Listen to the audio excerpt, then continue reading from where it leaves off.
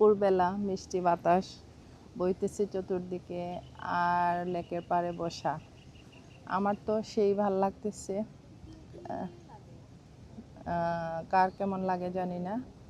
তো বাতাসে দেখেন মিষ্টি বাতাস আর খুব সুন্দর দুলতেছে, সব কিছু দুলতেছে আর এখানে আমি বসা।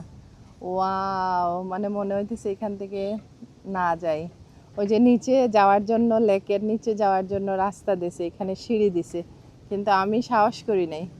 ওইখান দিয়ে যাওয়া যায়, বাট আমার এই সাহস নাই, যেহেতু আমি সাহস নাই। আর স্যান্ডেলটাও ঠিক মতো শু হইলে মানে যাওয়া যাইতো, কিংবা ইয়ে হলে তো স্নেকার্স হইলে। তো আমি যেহেতু এই স্যান্ডেল পরে আসছি, এটা যাওয়া উচিত হবে না, তাই এখানে বসে পড়লাম।